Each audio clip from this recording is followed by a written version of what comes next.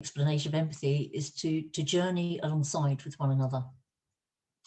And it has core values, empathy being the main one, mutuality, because it's something that you share, we do it in groups, so it's a mutual empathic responding, care of the other, inclusion, equality, and curiosity, and willing to be open as well.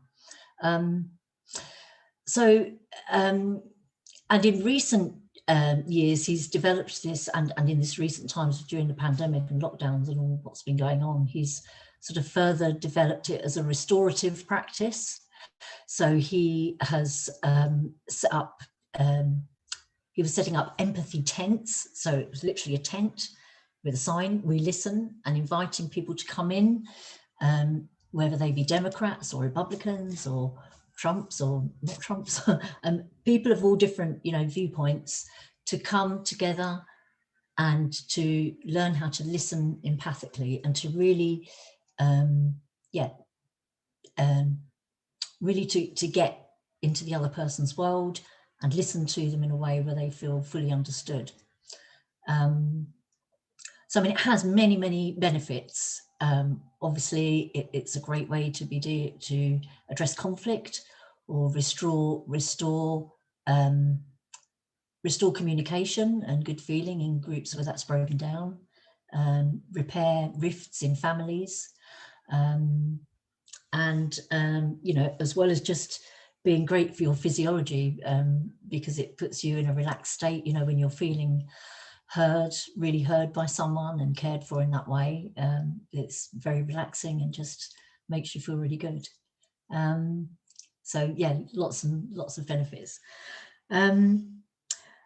So I'll just talk a bit about how they work. So it's a structured dialogue, and it works best in groups of, oh, sorry, can you, I've just seen my name. Yeah. So it works best in small groups of 4 to 6.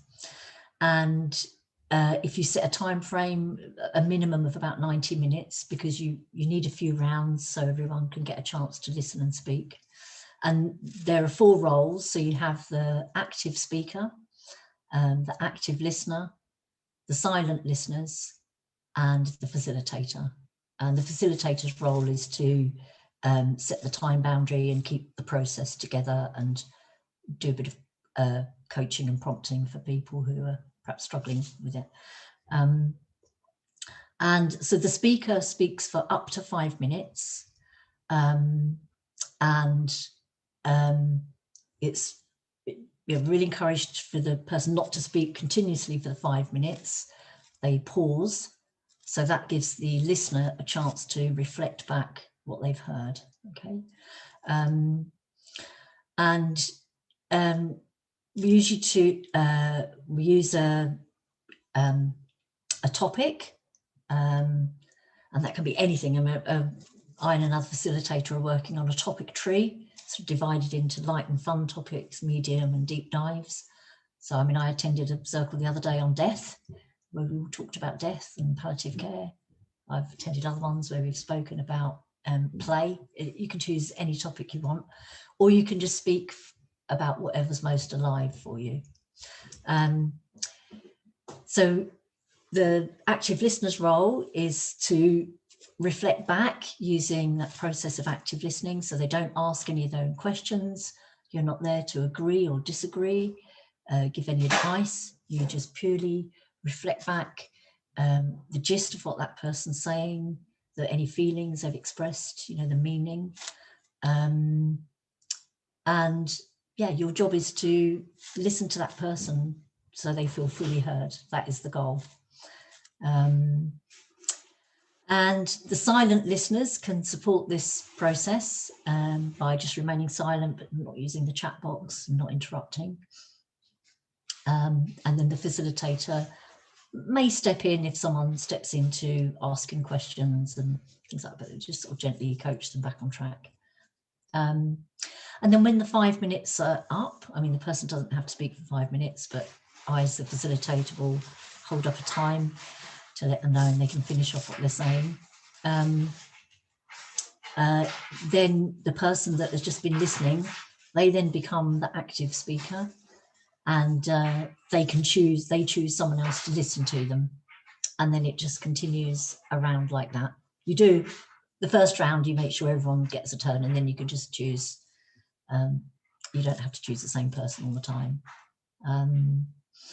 Yeah, and I've been doing this since January. I've just personally gained so much from it. It's really grown my empathy muscle, my ability to properly be with people, you know, not thinking about how I can give advice, or, you know, giving my own opinions or comments. And I found it also puts me in a state of mindfulness as well, because everything slows down, even the speaker, you know, because you're giving those pauses for the person to reflect back.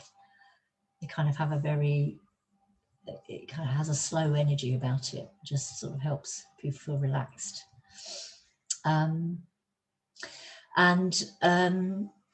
The other thing that I'm quite excited about is I invited my boss to one. I work for a training health and social care company, and she loved it so much that she's funding me to run them for carers in the health sector, which is great, because they really do need a lot of space, you know, to be heard and listened to and receive empathy, because they spend all day being empathic and, you know, working in these really difficult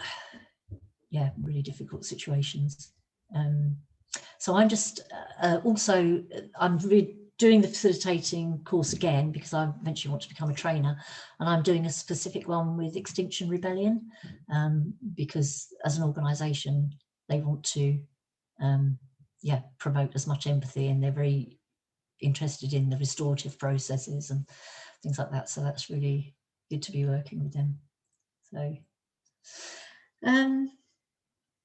yeah, I think open the floor for questions if anybody's got any, or comments. It sounds quite similar to things like co-counselling, which also has a very, very, very long history. But I like the fact that it's opened more to groups rather than, whereas co-counselling is just two people with each other, supporting each other. And so this is more like, just like sharing circles, but with a really nice, clear structure and a clear purpose. Beautiful. Absolutely, yeah. And it isn't therapy or counselling. That's to be made clear. I,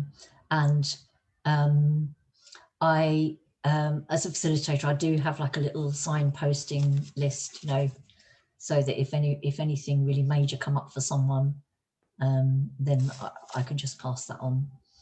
Yeah. But the connection that you make between people in sessions like this, it has a therapeutic, an unquestionable therapeutic effect. Yeah. But yeah, it doesn't replace counselling, as you say. No. But no. it certainly contributes to it. Yeah, definitely. Yeah. I wanted to ask, what's the process by which you choose the topic? Like, is it something that the group decides, or the facilitator decides and then invites people based on that, or people decide to come? It can be done either way. So I've joined a few where and run a few where I've set the topic,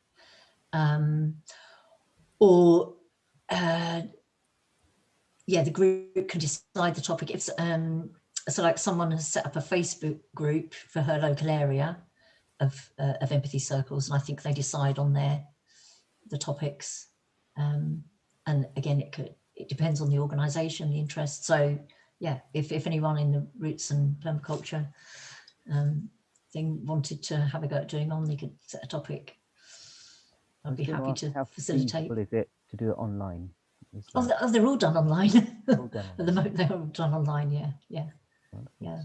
So let's organise one for. Yeah. I'm very happy to facilitate one. On the 2nd of the month, we have a particular meeting which is more about heart and soul and social kind of meeting. So perhaps, we can organise that. The only restriction is on numbers. It couldn't be any more than 6, or I'd have to bring another facilitator in where we could go into breakout rooms.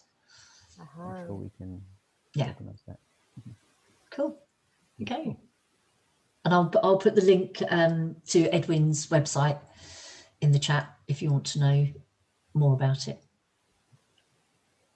Yeah, wonderful.